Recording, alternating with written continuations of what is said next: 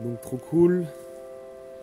On vient de se trouver un petit spot là, non loin de la rivière. Donc assez sauvage. Et puis là, il y a une bonne clairière. Et ça va nous permettre, je pense, de venir planter quelques fruitiers dans le sauvage. Ça va être pas mal. Je pense qu'on va pas mal exploiter cette zone. Sachant que là, vous voyez là, les rochers et tout. Là c'est la rivière qui passe là en dessous. Moi, je peux vous montrer. Ce qui fait que c'est à proximité de l'eau. Et là, je sais pas si vous arrivez à voir, il y a une vieille cabane abandonnée, enfin pas une cabane, une caravane abandonnée. Donc quand je me dirige, donc là aussi il y a pas mal de lumière. Il y a pas mal d'espace lumineux quoi. Donc peut-être que si on y met des fruitiers, ça peut être pas mal.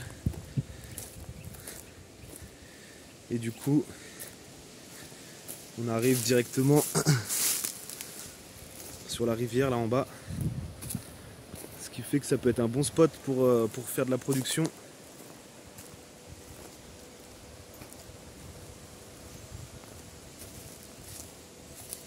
Donc là ici il y a full eau. On parle de sécheresse dans le département, mais on voit qu'il y a de l'eau en abondance. Et donc là ici, je sais pas comment elle s'est retrouvée là, mais il y a une vieille caravane.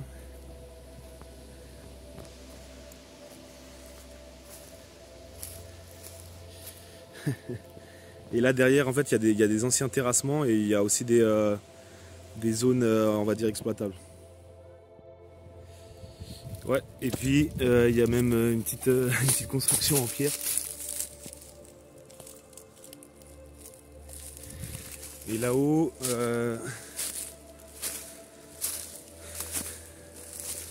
ça fait comme des terrassements, vous voyez. Tac. Et là, donc il y a déjà un banc naturel, un ancien arbre. Donc on sait pas trop ce que c'est. Et là on voit la clairière un peu qui peut être exploitable. Donc c'est assez cool en fait.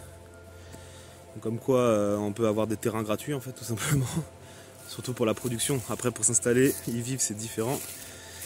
Mais pour avoir de la terre pour produire, finalement il n'y a pas trop moyen de se casser la tête. Hein.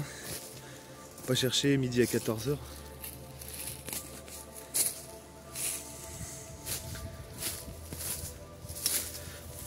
Tac, et voilà la clairière.